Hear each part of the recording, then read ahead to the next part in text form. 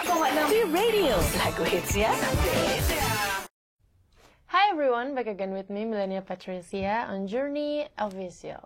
Featuring View Radio 106,6 FM Jakarta. Bersama Kak Indra Bekti. Hai, ini aku penyiarnya di sini nih ya. Yes. Setiap pagi jam 6 sampai jam 10 V Morning Show. Yo yo yo. Kak Bekti apa kabar? Baik, Milen apa kabar? Baik juga, alhamdulillah. Thank you so much udah mau diundang. Sama-sama. kesini. Maaf ya kalau aku meledak-meledak begini ya. Itu sampai apa? Orang soundnya Kaget. sampai budak ya, mohon maaf. Pengaruh umur juga sih, Kak. Hah, siapa yang pengaruh umur? Soundnya semua di sini. Oh, mohon maaf. Kok semua di sini sih? Terus kamu dong ya berarti. Enggak, aku paling kecil di sini sih Masih kebetulan. kelihatan ya. Kecil banget, tapi tuh lihat tuh. Aduh, heaven banget ya ngobrol sama Kak Bekti. Iya dong, harus lah. Sering ketawa awet muda. Alhamdulillah, bener banget.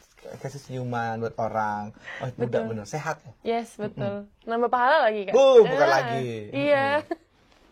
Kak Bekti, Ya, awal aku mau tahu Kak Bekti itu asal dari mana, anak keberapa. oke. Kan harusnya Google aja. Google aja. Ketahuan langsung. Oke, aku ceritain ya. Jadi aku adalah asalnya sih lahir di Jakarta. Tapi papa orang Jawa, mama orang Padang gitu. Dan aku tinggal di keluarganya papa karena papa tinggal tinggal di rumah orang tua indah ya. Iya. Gitu. Jadi tinggalnya aku sama Eyang Kakung, Eyang Putri namanya gitu. Jadi kental banget Jawanya, lebih kental dibanding sama Padangnya gitu ya. Nah, ya sebenarnya rumahnya mamaku yang sebelum nikah itu deketan sebenarnya sama papa juga di sekitar daerah Rada Dalam gitu. Tapi akhirnya mama tinggal bareng sama papa mama tinggal bareng sama orang tuanya gitu. Dan itu lovely family lah ya gitu. Kita walaupun keluarga kecil tapi sangat warm gitu, karena di situ tuh semuanya ada gitu. Maksudnya ada tuh kayak adik-adiknya papa kan paling tua, adik-adiknya papa tuh di situ juga gitu. Jadi kita tuh walaupun rumah kecil tapi rame-rame sama om-om aku gitu kan ya. Happy terus ya. Aku paling paling dimanja gitu, suka dijajanin, suka dibeliin apa gitu. Pokoknya aku sama kakakku tuh, aku anak kedua dari 4 bersaudara gitu. Kedua dari 4 bersaudara. Nah memang dulu kita ya tinggal di keluarga sederhana gitu. Dulu aku tuh termasuk anak yang cukup aktif gitu ya. Dari kecil aja udah sering banget joget-joget sendiri gitu ya di kaca gitu. Tuh seolah-olah kayak bawain acara, acting sendiri. Terus kadang-kadang tuh suka baju-baju papa kita pakein gitu ya. Pokoknya ya walaupun kita TV-nya masih hitam putih, keluarga lain tuh tetangga-tetangga udah pada berwarna tuh ya. Tapi kayak kotak hitam putih itu kayak berasa berwarna buat di mata aku itu, dan berasa kayaknya aku tuh pengen banget ya bisa berada di TV itu gitu. Dan aku tuh seneng banget nonton pertunjukan, nonton dulu tuh ada Sri Mulat ya. Tapi kita nontonnya di Taman Ria Senayan, Taman Ria Remaja Senayan. Dulu tuh ada live show tuh nonton lawak ya. Sri Mulat gitu. Ada Tesi, ada siapa lagi, pokoknya you name it lah, pokoknya para pelawak Sri Mulat itu ya. Tuh pasti ngomongin ceritanya itu tentang Dracula gitu. Jadi kadang-kadang kalau Draculanya jadi ada datang, Dracula itu sekarang suka turun ke bawah kan, nakut-nakutin kita, kita ketakutan gitu ya. Jadi seneng banget nonton TV, nonton pertunjukan, terus ya jadi kayak akhirnya kok masuk ke dalam diriku tuh pengen banget ya bisa jadi artis gitu. Emang cita-citanya langsung dari kecil udah tahu mau jadi artis gitu. Udah penjualan dari kecil ya Kak untuk jadi seorang presenter. Betul, kayak gitu. Tapi waktu mungkin setelah Kakak lulus SMA, cita-cita untuk menjadi seorang presenter itu untuk terjun ke dalam dunia entertainment, ada nggak sih keluarga yang nggak setuju soal itu? Semuanya sih setuju banget. Oh, semuanya Semuanya setuju sangat banget ya. support. Dari kakakku, adik-adikku, orang tuaku. Jadi sebenarnya ya ini bukan ambisi orang tua ya Yes. gitu. Karena kan ada tuh yang ambisi orang tua pengen anaknya jadi artis gitu kan. Iya, Dan ini banyak banget. aku ngalir aja diri aku sendiri. Jadi dari aku SD tuh seneng ikut-ikut lomba-lomba 17-an, ikut ngedance gitu, terus puisi gitu. Jadi mama yang kasih kesempatan gitu untuk kamu coba baca puisi di sini. Tuh pertama kali tampil ya, deg-degan banget rasanya. Tapi pada saat tampil terus semua orang tepuk tangan sama kita tuh rasanya wow kayak gini ya. Jadi ketagihan gitu ya. Dan akhirnya punya cita-cita mau jadi entertainer gitu kan. Dan aku kalau di sekolah tuh selalu kalau misalnya disuruh apa gitu tak maju, aku pun mau bu, pasti duluan gitu maju di sekolah. Terus aku jadi kayak sama teman-teman ditanggep gitu. Aku suka jadi kayak clownnya gitu ya. Di antara teman-teman suka ngelawak, suka lucu-lucuan gitu. Udah pokoknya teman-teman tuh senang gitu. Terus akhirnya aku SMP ikut paduan suara, ikut teater, ikut vokal grup. Terus aku sempat ikutan dari teater itu ada dan vokal grup paduan suara gitu. Jadi pas paduan suara itu diajak untuk isi nyanyi kita nih paduan suara kita di SMP 11 itu nyanyi lagu wajib belajar 9 tahun. Tiba saat kita maju bersama melaksanakan wajib belajar gitu. Jadi dibayar cuma 50.000. Itu rasanya udah gede banget rasanya ya. Tapi tetap happy ya. Oh ya pasti. Happy banget, SMP dapat 50.000 kan? Iya, zaman itu sih. loh. Gede banget itu 50.000 Bisa bener. naik bajai kemana-mana bolak-balik ya kan. Bisa traktir teman sampai minjem duitnya dulu dong. Katanya Dek, aku panggil adek kan. Aku pinjemin tuh duit. Padahal lagi perlu-perlunya banget ya. Ya udah nggak apa-apa lah ya, yang penting seneng gitu bareng-bareng. Terus dari situ dari SMP kelas 3 itu aku ditawarin sama teman aku untuk ikutan dubbing waktu itu, isi suara. Dulu di RCTI namanya judulnya Candy Candy. Candy Candy, aku tahu soal Candy Candy. Itu. Jadi disitulah awal karir aku. Terus aku ngeliat kok ini menyenangkan juga ya. Karena Candy Candy itu di situ kita harus acting juga kan, walaupun isi suara doang gitu kan. Nah dari situ aku diajakin teman lagi kenal sama dunia entertainment gitu kan, untuk ikutan modeling, ikutan lomba-lomba gitu ya, nyanyi apa segala macem. Pokoknya diajak sama teman-teman. Udah akhirnya aku ikut lomba modeling, lomba nyanyi, lomba apa. Jadi kayak terus mencoba untuk membuktikan diri ya. Aku sampai mana sih nih gitu kan, kemampuan aku ini gitu. Sampai akhirnya ikutan udah sampai kuliah. Di kuliah juga aku di London School itu cukup juga aktif juga gitu, sering MC dan segala macem. Terus sampai akhirnya aku ikutan Abang None ya tahun 97 gitu. Ikut Abang None. Iya betul. Sebelum Abang None ikut ini dulu tahun 96 ikut Cipta Bintang Sinetron. Jadi itu adalah lomba acting sebenarnya gitu. Berharap untuk bisa menjadi pemain sinetron kan. Nah itu disiarin 6 TV swasta acara grand finalnya. Itu aku menang juara 1 nasional. Juara 1 sebelumnya tahun 95-nya itu Dave Hendrik. Nah aku tahun 96-nya. Terus tahun 97 itu aku ikutan Abang None di wilayah Jakarta Timur. Aku menang wakil 2 ya, juara 3. Jadi kalau 3 besar itu dikirim ke provinsi gitu. Aku ke tingkat DKI, tapi kalah, nggak menang gitu ya. Aku rada itu di situ aku ngerasa wah biasanya aku menang terus kan kalau ikut-ikut pemilihan. Karena di wilayahnya aja aku udah menang. Aku pede banget untuk di pusat gitu kan, di provinsinya gitu kan. Wah ini aku bisa menang. Tapi ternyata yang dipilih memang waktu itu aku terlalu muda. Umur 19 tahun waktu ikutan itu kan. Jadi kayaknya yang dipilih memang harus yang agak kelihatan dewasa gitu kan. Terus aku paling kecil sendiri. Udah kayak abang cilik. Iya bener. Kayak abang cilik. Bener, aku paling pendek. Dia lain pada abang-abangnya pada tinggi-tinggi semuanya gitu kan. Makanya aku dari nomor 1 waktu itu. Udah tuh kecewa banget tuh, aku kalah tuh waktu itu ya. Tapi akhirnya nggak membuat aku Putus kata asa. semangat. Yes. Jadi tahun 98 aku coba ikutan lomba presenter.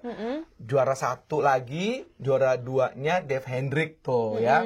Alhamdulillah dari situ aku dapat kerjaan masuk ke Indosiar untuk jadi dubber lagi gitu. Oh, oke. Dan sempat di situ waktu aku dipilih tuh ditanya waktu audisi ya, kamu kenapa nggak jadi aktor aja katanya.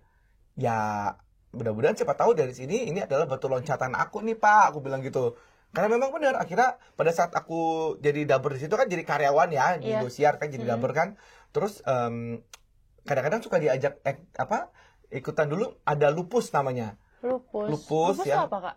Lupus itu sinetron dulunya. Sinetron. Dulu tuh ada buku namanya Lupus ya. Yes. Itu sangat terkenal sekali dan akhirnya dibuatin sinetron yang main tuh Agnes Monica dan ada Irgi Fahrezi dulu juga. Nah terus aku main jadi kayak cameo doang aja gitu, jadi figuran lah di situ. Tapi lumayan lah gitu ya. Itu awal karirnya. Awal karir aku lah. Nah sampai akhirnya tahun 99 aku coba kirim ke foto aku ke majalah gitu, sebuah majalah pengen jadi istilahnya kayak cover gitu Cover kan, boy-nya cover ya, boy oke. gitu. Dan alhamdulillah aku tuh ikutan ini juga, ikut kayak pada saat aku masih ngirim, nunggu inilah ya, nunggu kabar ya gitu kan. Aku juga kerja juga nih di sebagai guest relation officer. Guest relation officer. Jadi kayak kita itu bukain pintu kalau ada tamu masuk gitu di sebuah kafe namanya New York Cafe. Aku jagain tuh pintunya, terus aku persilakan tamunya, terus aku tanyain gimana makanannya, hiburannya kayak gimana, kayak gitu-gitu deh. Oh, jadi Kak Bakti pernah kerja kayak gitu juga. Betul, di kafe gitu. Karena kebetulan emang punya temen aku dan aku butuh kerja ya gitu. Jadi diajak kan, akhirnya aku jadi kadang siang dubbing, malam kerja di kafe gitu. Luar biasa pada saat itu. Pokoknya terus ikutan casting, ikut audisi juga, dapat kadang jadi figuran, jadi supporting talent gitu, dibayar cuma 100.000 gitu-gitu. Pokoknya saat itu ya, terus naik angkot, naik Metro Mini lah, naik Gojek, Bajai, semuanya you name it lah pokoknya saat itu ya. Masa-masa struggle aku gitu dulu gitu. Sampai akhirnya aku juga ikutan kabaret-kabaretan gitu ya. Kayak operet lebih kepada operet gitu. Kadang-kadang kalau di mall-mall gitu aku suka jadi pangerannya. Nah itu sanggarnya aku sempat ikut Sanggar Ananda juga, yang Lenong Bocah itu aku sempat ikut Sanggar Ananda juga. Terus aku ikut sebuah sanggar lah ya. Itu yang ngebuat aku, dia ngajak aku untuk bisa jadi kayak pangeran gitu. Kan aku ganteng kan ya gitu ya.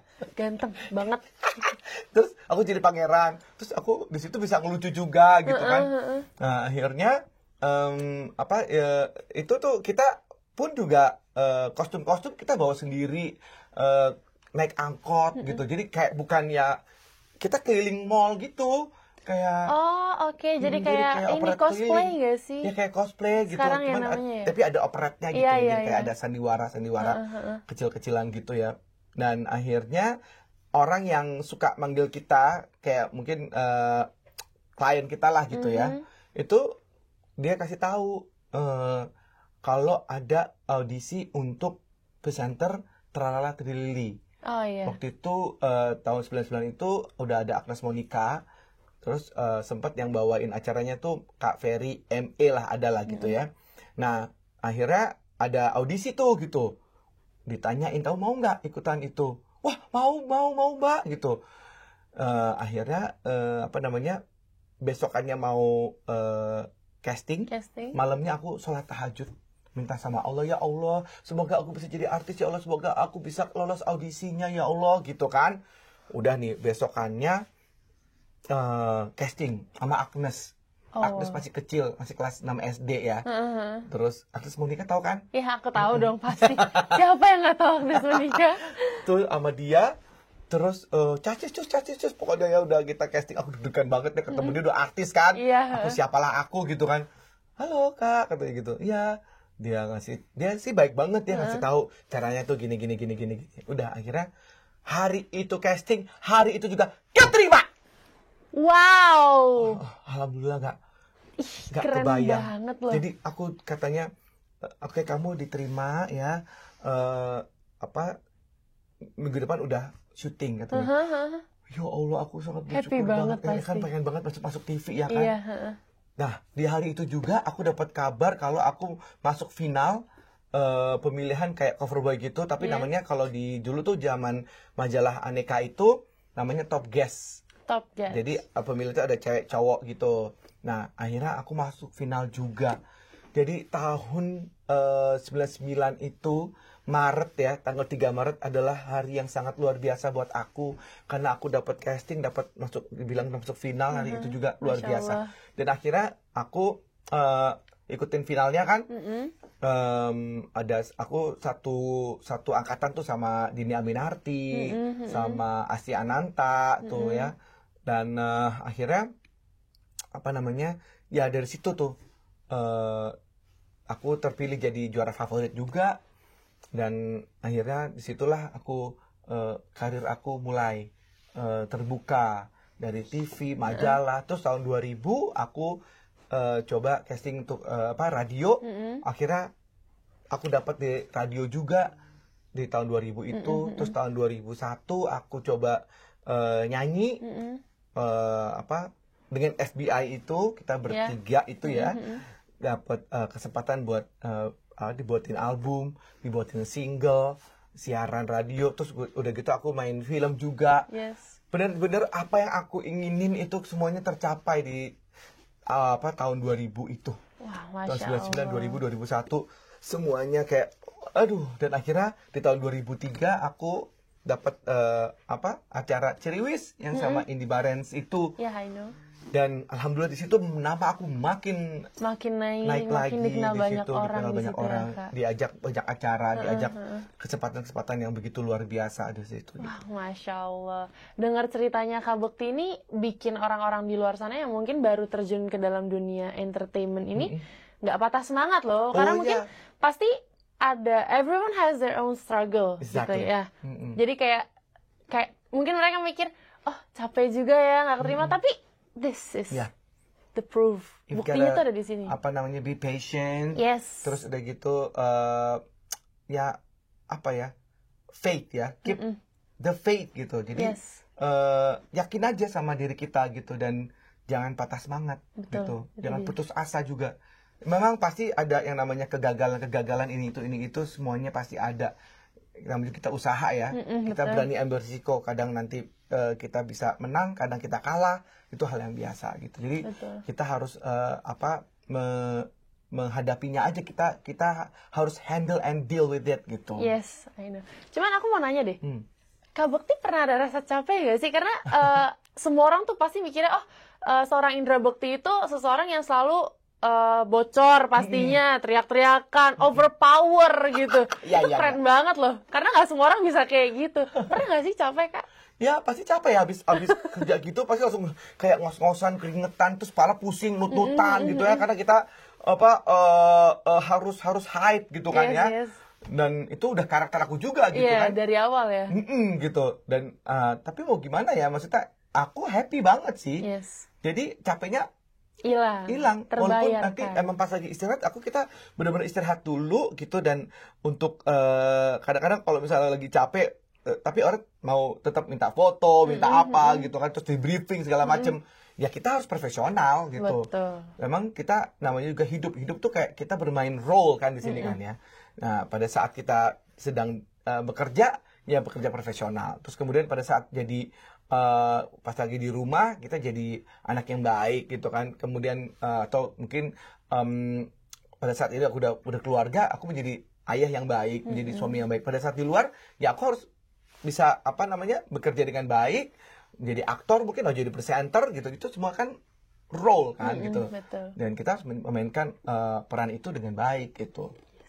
Tapi Kak Bekti untuk jadi seperti Kak Bekti yang sekarang itu ada belajarnya nggak sih? Mungkin dalam dunia presenting. Yes, of course. Jadi pasti. Aku beruntung banget, aku bisa keterima di tahun 2000 itu di sebuah radio gitu kan ya. Itu awal karir aku, dan kita di training tuh 3 bulan. Setelah keterima pun jadi penyiar, itu pun juga tetap ada belajar lagi, kita dikasih ilmu ya sama orang-orang yang udah memang berkompeten di bidangnya, seperti Nico Sihaan, almarhum Indra Safera, terus Venita Daben, semua senior-senior di radio itu dan dunia presenter itu ngajarin kita gitu. Dan aku bersyukur banget itu. Jadi aku belajar banyak gitu.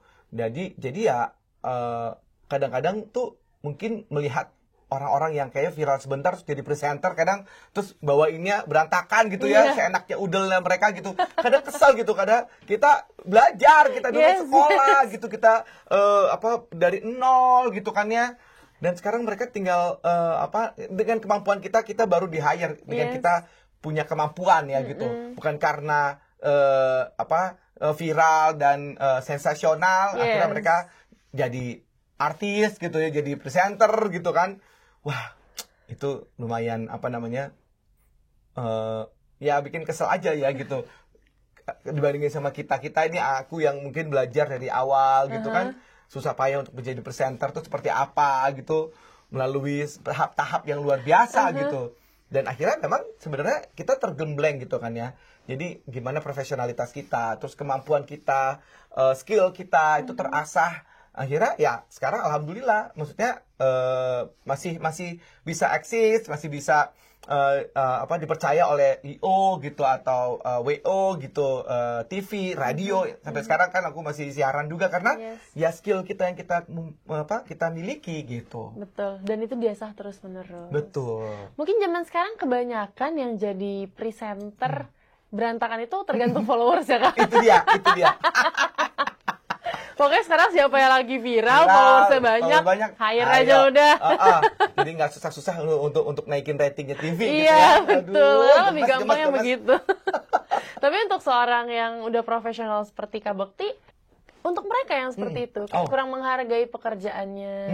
Ya kadang-kadang akhirnya mereka gitu, merasa bahwa nama gue udah dikenal nih gitu. Terus kemudian gue di-hire sama TV kayak atau apapun itu ya, akhirnya dia merasa bahwa jadi seseorang gitu yang mungkin skillnya belum bisa sebenarnya, tapi dipaksa akhirnya diterjunkan, kayak dijorokin gitu ya.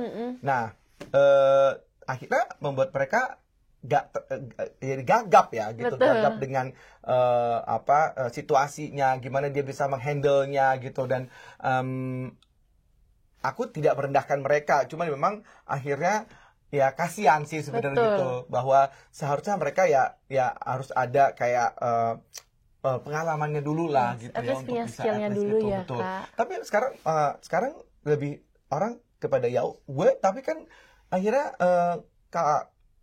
ada suatu mungkin satu TV yang kalau misalkan yang dicari itu pengalaman, ya mau kapan lagi kalau bukan orang itu dikasih kesempatan untuk mendapatkan pengalaman. Betul. Aku setuju juga sih dengan hal itu, karena ya kalau misalnya orang itu nggak pernah dapat kesempatan, bagaimana untuk bisa mendapatkan pengalaman dan belajar ya.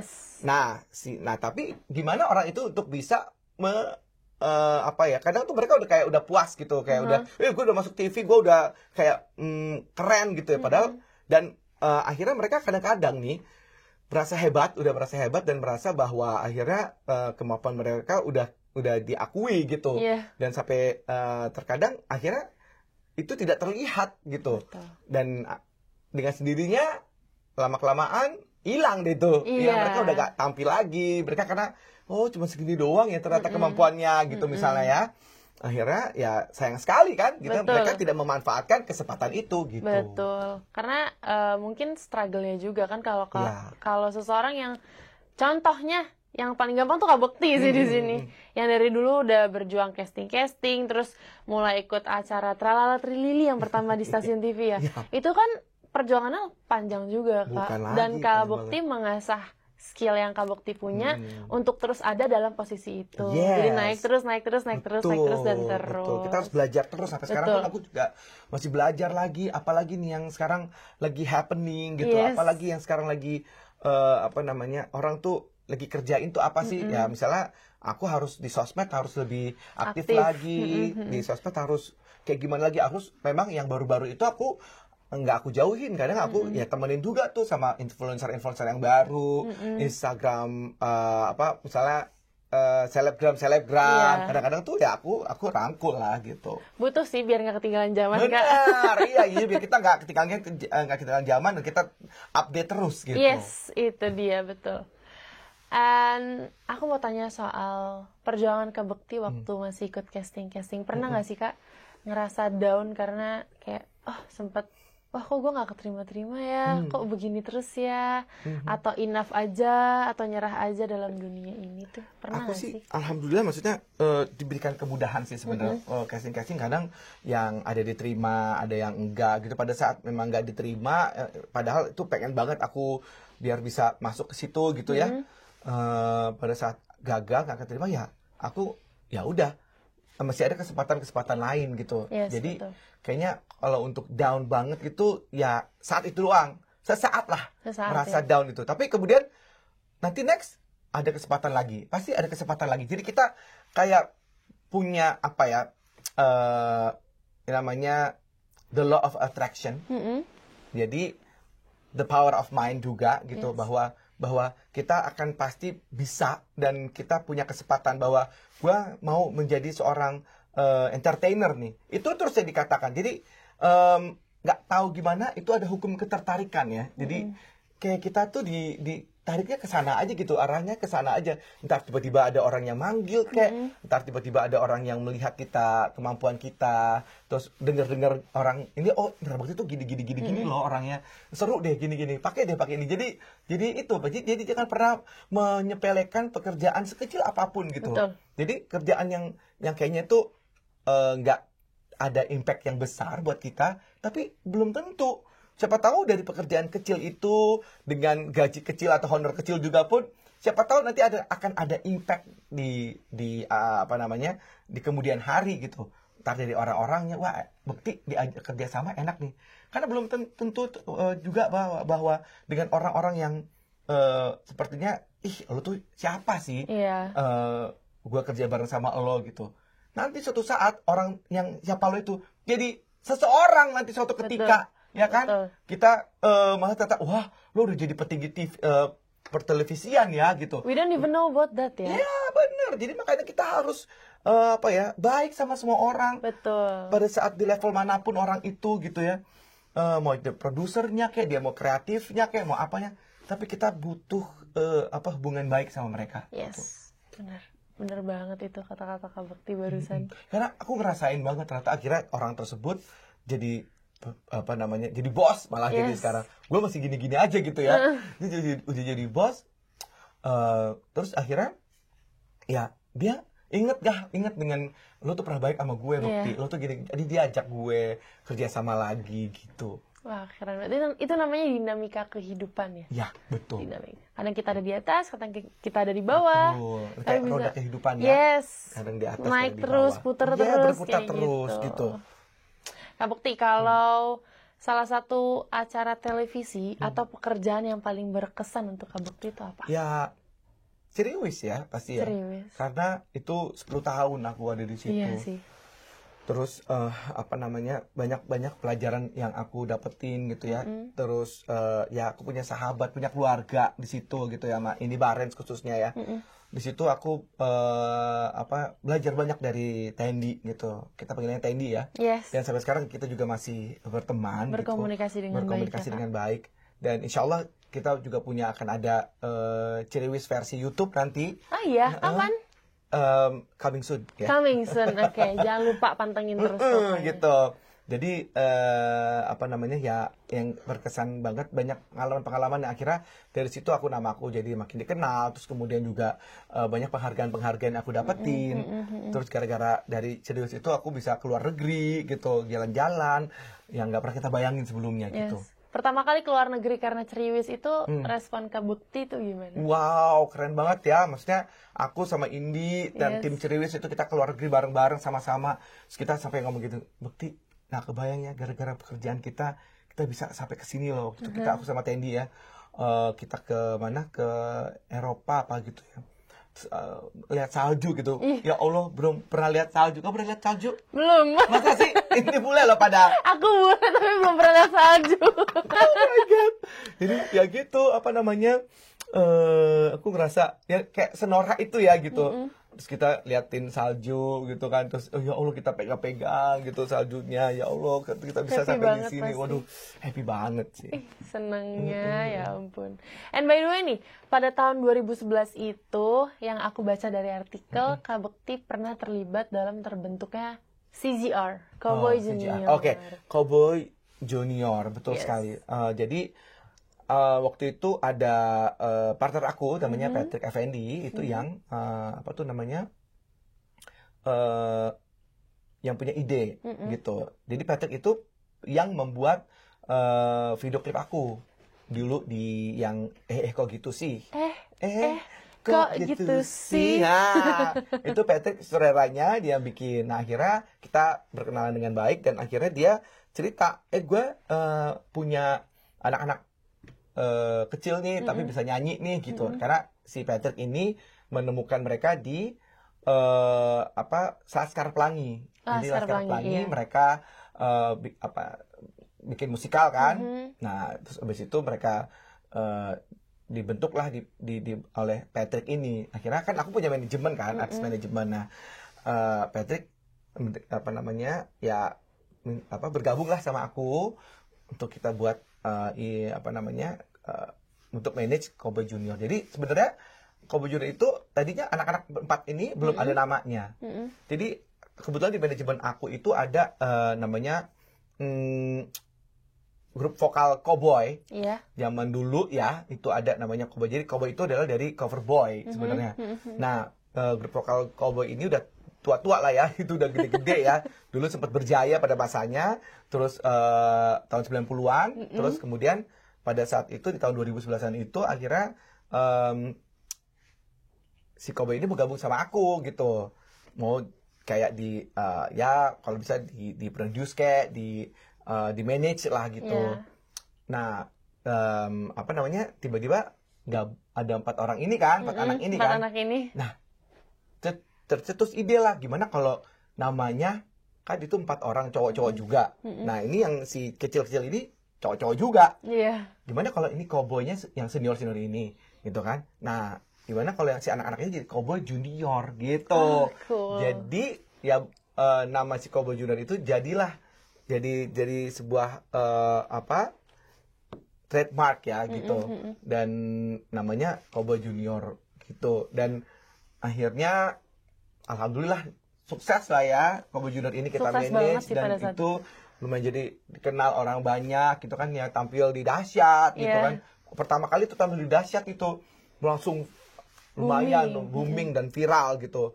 Dan mereka berempat dan akhirnya sempat ada yang ada yang mengundurkan diri sehingga jadi bertiga.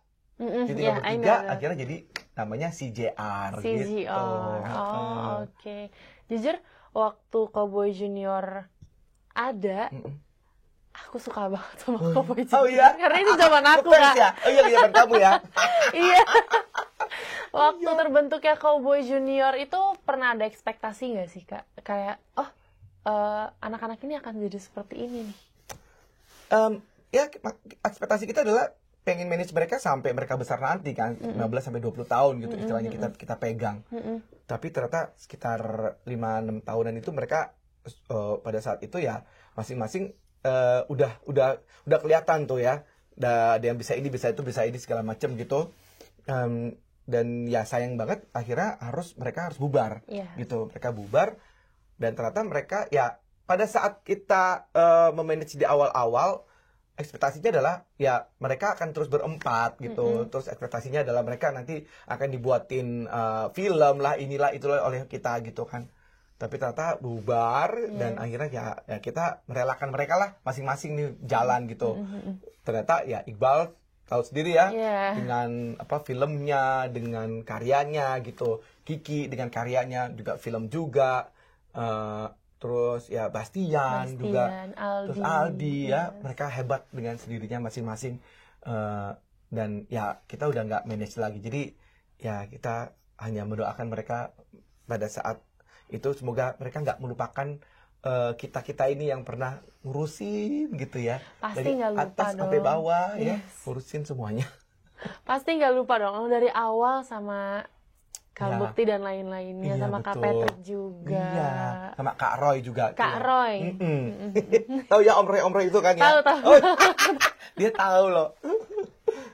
Kak Bekti, Mm-mm. soal bisnis, kayaknya Kak Bekti lagi Berbisnis. berbisnis sekarang. Ya, itulah juga namanya kita mencoba untuk peruntungan di dunia bisnis dan mencoba jadi entrepreneur gitu ya. Karena Entrepreneur. kita punya nama dan ya ternyata nggak gampang juga ya. Walaupun punya nama belum tentu bisnis kita lancar juga gitu. Ya tinggal gimana kita memanage-nya gitu kan.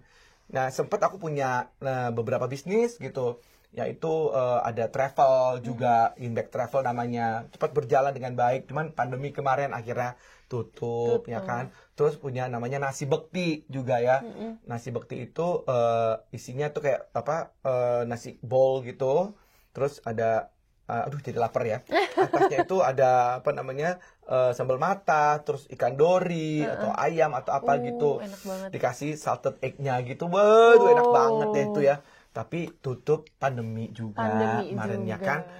Nah, yang masih berjalan sampai sekarang tuh adalah beras ya, beras Indra Bekti namanya. Beras Indra Mayu berkualitas tinggi. Itu dia. Saat ini masih alhamdulillah berjalan dengan baik gitu. Dan apa namanya? Aku sempat juga gabung sama Irwansyah tuh apa bikin bisnis kue-kue artis ya kan. Iya. Aku kedapatan kue Sultana di Cirebon gitu. Tutup juga tapi belum pandemi itu tutup ya. Oh, oke. Gitu. Seperti itu sih. Nah, sekarang yang berjalan juga masih adalah beras, kemudian manajemen aku, IO aku, terus aku punya apa Impact Media Network, jadi yang apa namanya membuat mungkin apa ya brand awareness sebuah brand gitu. Jadi lebih apa naik lagi karena kita punya tim influencer gitu. Jadi kalau misalnya monggo loh, kalau mungkin nanti Instagramnya mau dibagusin mungkin ya, produknya mau dikenal oleh orang banyak, gabunglah bersama Impact Media Network gitu. Tuh, apa namanya? Impact Media Network. Kita buat apa channel YouTube juga gitu. Aku juga punya channel YouTube, di YouTube-nya aku tuh Indra Bekti Official juga. Jangan lupa subscribe. Tuh, itu dia paling penting. Udah mulai upload video, Kak? Oh, udah banyak. Udah banyak. Videonya. Jangan Subscriber lupa. aku banyak, cuma 88.000. Tapi lebih banyak kok, Kak. Banyak lain ya. Tinggal dikit lagi cepet nih, aduh, nungguin si silver button sisanya. Button ya. Bisa lah sebentar lagi. Itu padahal ya Irfan Hakim tuh ya. Dulu dia kan aku tuh ya sebelum Raffi Ahmad masuk ke apa YouTube, aku tuh udah duluan ya, maaf ya. Aku udah duluan, tapi apa namanya? Ya begitu karena kurang ada timnya kali ya. Aduh, akhirnya mereka punya apa YouTube. Iya. Irfan Hakim punya YouTube. Naik banget loh Raffi Ahmad terutama bukan tuh. lagi. Aduh. Itu udah the best banget itu ya.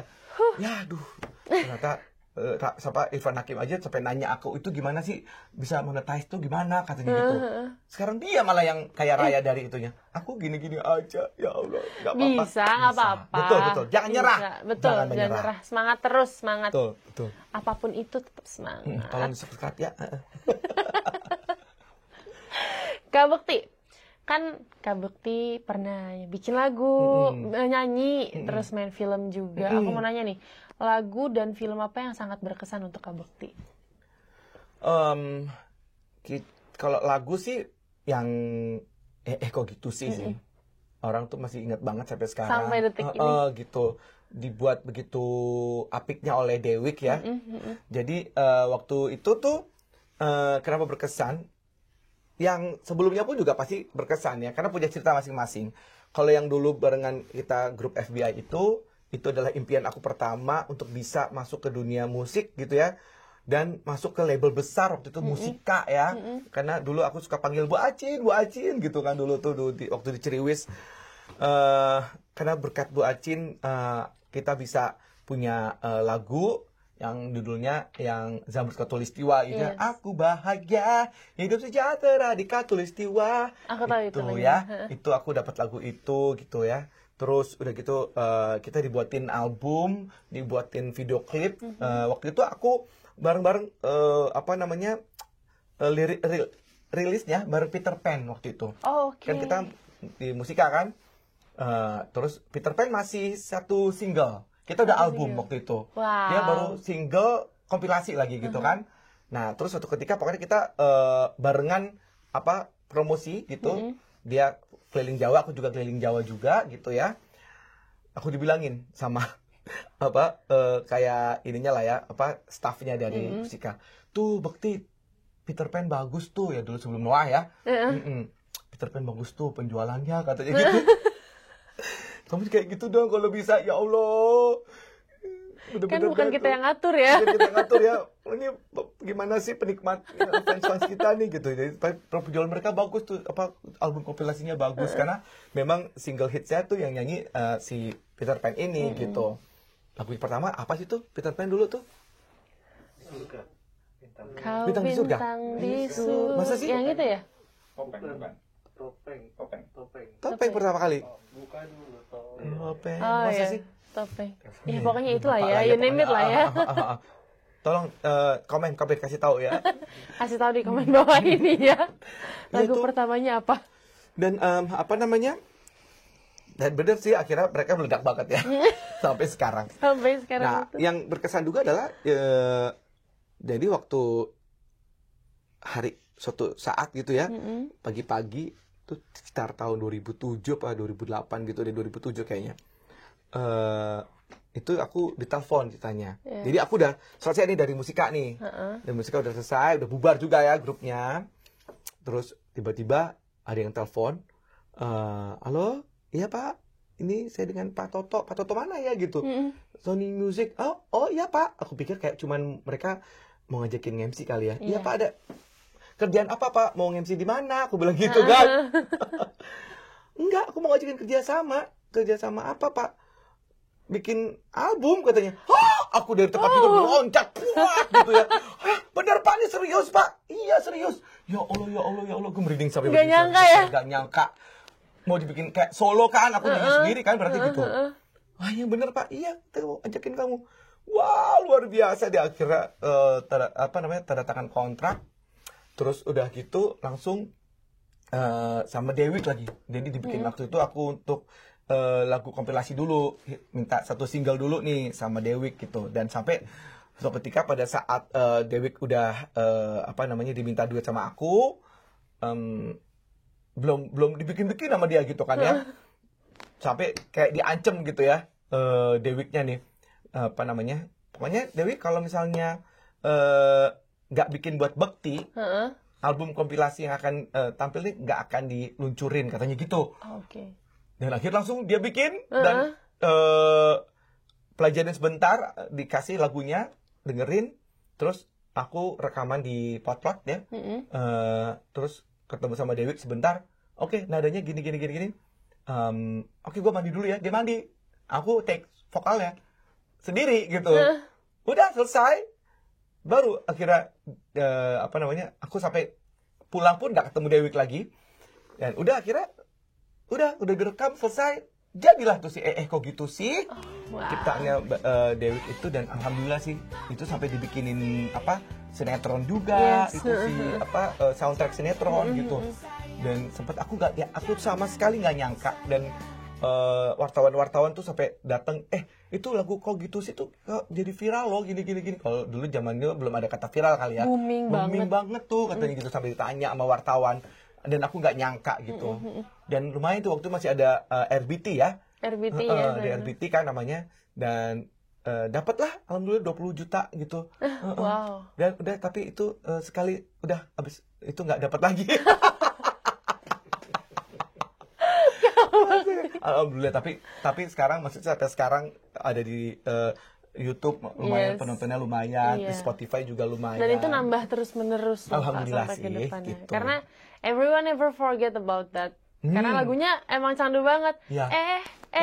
Kok gitu sih?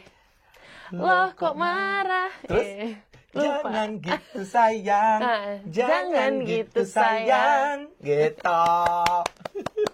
That's cool. Oke, itu kan musik. Kalau film yang sangat berkesan, karena kan film Kabukti ini panjang banget. Kalau artikel yang aku baca tuh banyak banget. Kebanyakan jadi cameo, kebanyakan ya. Tapi kayak bingung ini mau bahas film yang mana. Ya, kalau jadi peran utama, film awal sih, ada judulnya itu Cinta 24 Karat. Yang pertama tuh 5 Sehat 4 Sempurna judulnya. 5 Sehat 4 Sempurna. Jadi aku diajak sama Pak Richard Mentario, sutradaranya waktu itu, yang punya PH BDI, ngajak lah main. Jadi peran utama sama Ivan Gunawan, Uya Kuya, terus siapa lagi, banyak deh tuh ya. Yes. Kita bermain di situ gitu. Dan itu pertama kali film yang kemudian cukup berkesan. Yang berkesan lagi juga ada, itu kan komedi ya. Kalau ini yang musikal. Yang musikal. Judulnya Biarkan Bintang Menari. Oke. Di situ Sporting Judulnya Talent. bagus. Jadi Aryo Wahab sama Ladia Sheryl yang main. Nah di situ aku jadi orang Bali ceritanya. Terus udah gitu kita nyanyi, terus kita ngedance, itu karena musikal kan. Itu keren banget sih. Tapi yang paling seru lagi terakhir film adalah judulnya aku lupa ya, yang main tuh BCL. Terus aku sama Dila. Sama Dila main. Ini Korea sama BCL pakai hijab gitu deh pokoknya. Aku lupa sih. Coba kita lihat ya, kita cek ya, Panjang banget artikel Kabukti sama film. Banyak banget kan. Gilbert Traveler, Love Sparks in Korea. Love Sparks in Korea. Itu tahun 2016 kebetulan. Betul. Wow. Itu sama Kak Dila. Masya Allah. Jadi suami istri di film, kenyataannya juga suami istri. Iya betul. Itu makasih banget loh itu yang udah kasih kesempatan tuh. Biasa sih seru banget. Kak Dila apa kabar Kak? Baik. Alhamdulillah. Kalau anaknya Kak Bekti? Alhamdulillah baik-baik. Alhamdulillah. 2 anak wanita ya kan, satu mau 10 tahun, satu lagi mau 8 tahun. Happy, sehat-sehat terus pokoknya buat dede-dedenya di rumah. Amin, terima kasih banyak. Oke. Kalau untuk pencapaian Kak Bekti ke depannya kira-kira mau ngapain? Aku mau buat sekolahan, itu impian aku. Wow. Jadi sekolahan kayak untuk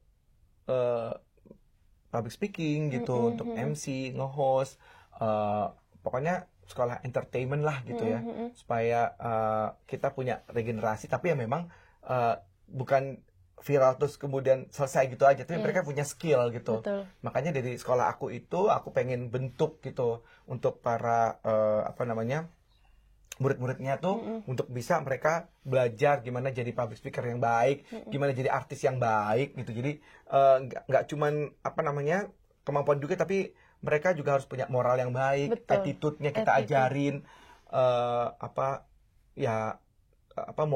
kesopanan dan segala macam, etika dan segala macam gitu loh.